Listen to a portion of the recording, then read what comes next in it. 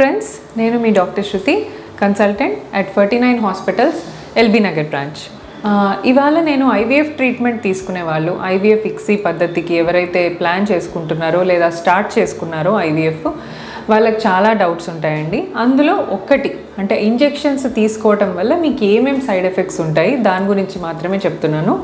Side effects అని అనను, injections తీసుకోవడం వల్ల ఏమైనా మీకు ప్రాబ్లం రావచ్చా లేదా ఏదైనా ఇరిటేషన్ లాగా అవుతుందా ఏంటి అనేది మాట్లాడదాం. సో ఫస్ట్ ఆఫ్ ఆల్ ఐవీఎఫ్లో ఇచ్చేవి రీకాంబినెంట్ హార్మోన్ ఇంజెక్షన్స్ ఇస్తారనమాట. సో రీకాంబినెంట్ అన్నప్పుడే మనం వాటిని చాలా ప్యూరిఫై చేసి ప్యూరెస్ట్ ఫామ్లో టెక్నాలజీని వాడి ఆ మాలిక్యూల్ని రీకాంబినెంట్ ఫామ్లో తయారు చేసి మీకు ఇస్తారు. So it will pass so many టెస్ట్లు పాస్ అయిన తర్వాత అది మన ఫార్మసీలోకి వచ్చి అక్కడి నుంచి మీకు ఇవ్వడం జరుగుతుంది. సో ప్రీవియస్లీ అంటే ఒక 20 years back 30 years back IVF చేసుకున్నప్పుడు యూరినరీ ఎవరైతే హ్యూమన్స్ మన ఫీమేల్స్ యూరిన్ నుంచి హార్మోన్ తీసి దాన్ని డెవలప్ చేసి ఇచ్చేవాళ్ళు. సో యూరినరీ హార్మోన్ ఇచ్చేవాళ్ళు అనమాట. దానివల్ల యూరినరీ హార్మోన్లో ప్రోటీన్ కంటెంట్ చాలా ఎక్కువ ఉండేది. సో ప్రోటీన్ కంటెంట్ వల్ల ర్యాషెస్ రావడము, వేరే రకమైన సైడ్ ఎఫెక్ట్స్ ఇవన్నీ వచ్చేవి. So but now urinary products ఐవీఎఫ్కి అసలు వాడట్లేదు, ప్యూర్లీ రికాంబినెంట్ ఇంజెక్షన్స్ వాడుతున్నాము. సో దానివల్ల మీకు మ్యాక్సిమం అంటే ఒక్కొక్కసారి హెడేక్ రావచ్చు, కొంచెం వామిటింగ్ సెన్సేషన్ రావచ్చు, కొద్దిమందికి డ్రౌజీనెస్ అంటే బాగా నిద్ర వచ్చినట్టు అనిపిస్తుంది, ఇంకొంతమందికి ఏంటంటే బ్రెస్ట్ టెండర్నెస్ బాగా బ్రెస్ట్లో పెయిన్ ఉన్నట్టు అనిపిస్తుంది, కొంతమందికి వైట్ డిశ్చార్జ్ ఉండొచ్చు. సో ఈ రకమైన చిన్న చిన్న సిమ్టమ్స్ మాత్రమే ఉంటాయండి. అండ్ ఇంకొంతమందికి ఇంజెక్షన్ తీసుకున్న దగ్గర కొన్ని మరకల్లాగా రావటము, ఇవన్నీ temporary. Once you stop the injections they will all go. So ఒకసారి వచ్చింది అంటే మళ్ళీ ప్రాబ్లం అవుతుందా, మరక అలానే ఉండిపోతుందా? నో, ఇవన్నీ మీకు పర్మనెంట్ కాదు మార్క్స్ అనేవి.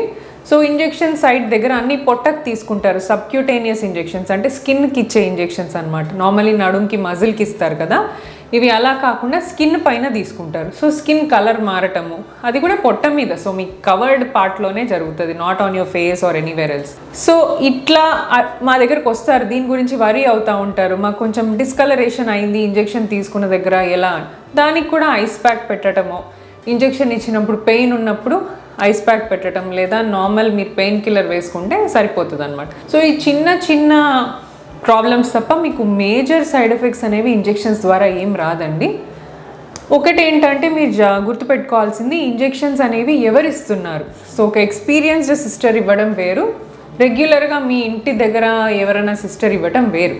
సో ఐవీఎఫ్ ఇంజెక్షన్స్ ఇచ్చే వాళ్ళకి రెగ్యులర్ ప్రాక్టీస్ ఉంటుంది, they have an experience on how to give, ఎంత డోస్ అన్నీ వాళ్ళకి తెలుస్తాయి అన్నమాట.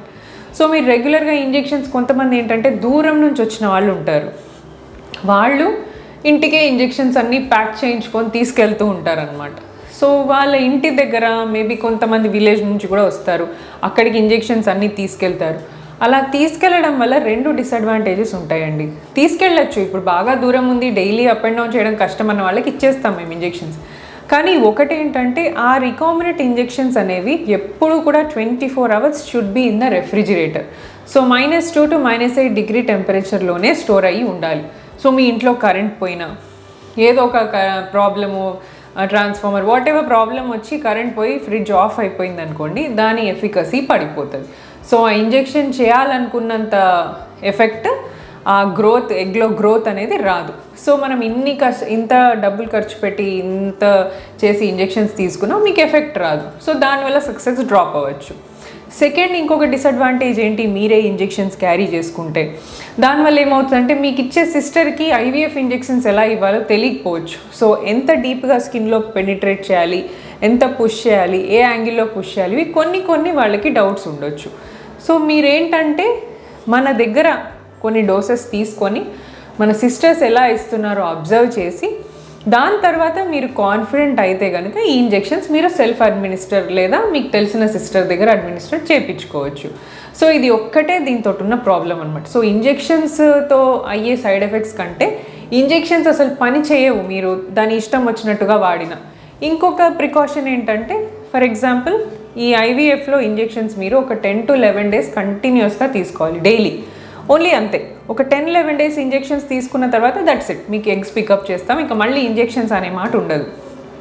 బట్ ఈ 10 daysలో కూడా మీరు తీసుకుంటున్నప్పుడు ఈరోజు ఫర్ ఎగ్జాంపుల్ మధ్యాహ్నం 12కి తీసుకున్నారనుకోండి, టుమారో ఎగ్జాక్ట్లీ 12కి తీసుకోవాలి అట్లా ఏం లేదు, బట్ క్లోజర్ మేబీ 11 నుంచి 1 లోపు, ఒక 1-2 అవర్స్ ముందు 1-2 అవర్స్ తర్వాత, ఇంతకంటే ఎక్కువ గ్యాప్ ఇవ్వద్దు. సో ఈరోజు 12కి తీసుకొని నెక్స్ట్ రోజు 6-7 రాత్రి ఈవినింగ్ తీసుకోకూడదు. అప్పుడు ఏమవుతుందంటే ఈ ఎగ్స్కి కంటిన్యూస్గా ఇంజెక్షన్ సప్లై ఉండాలి పెరగాలంటే. ఇప్పుడు మన మనిషి బతకాలంటే 3 పూట్ల అన్నం ఎలా కావాలో ఎగ్కి కూడా ఆ ఇంజెక్షన్ కాన్సన్ట్రేషన్స్ పడేలోపు మళ్ళీ సెకండ్ ఇంజెక్షన్ పడాల్సిందే, లేకపోతే గ్రోత్ ఆగిపోతుంది అనమాట. సో అలా ఎక్కువ డిఫరెన్స్ రాకుండా ఇప్పుడు ఇంజెక్షన్ తీసుకుంటే 1-2 అవర్స్ గ్యాప్ లోపు మళ్ళీ నెక్స్ట్ డే కూడా తీసుకోవచ్చు. సో ఈ ఒక చిన్న ప్రికాషన్ కూడా తీసుకోవాలి. అండ్ ఇంజెక్షన్స్ తీసుకునే టైంలో అన్ని రకాల ఫుడ్స్ తినచ్చు, అన్నీ తినచ్చు, ఏమీ ప్రాబ్లం లేదు. ఎక్సర్సైజ్ కూడా చేయొచ్చు, మెల్లిగా నడవటమో జాగ్రత్తగా ఇంట్లో బెడ్లో పడుకోవడమో అవసరమే లేదు. ఇంజెక్షన్స్ బాగా పనిచేయాలంటే మీ బాడీ యాక్టివ్గా ఉండాలి. So మెటబాలికలీ your body should be active. So ఎంత వర్క్ చేసి ఎంత ఎక్సర్సైజ్ చేస్తే అంత హ్యాపీగా ఇంజెక్షన్ అబ్జార్బ్ అవుతుంది. సో అందుకనే మేము వర్క్ చేసుకునే వాళ్ళు వర్క్కి లీవ్ అసలు పెట్టొద్దని చెప్తాము. బికాజ్ వర్క్లో వెళ్తే వాళ్ళు డైవర్ట్ అయిపోతారు, బాడీ కూడా మూవ్ అవుతూ ఉంటుంది, ఫిజికల్లీ యాక్టివ్గా ఉంటారు కాబట్టి బాగా పనిచేస్తుంది. సో ఇంజెక్షన్స్ గురించి మీరు తెలుసుకోవాల్సిన ఇన్ఫర్మేషన్ ఇదండి. Thank you.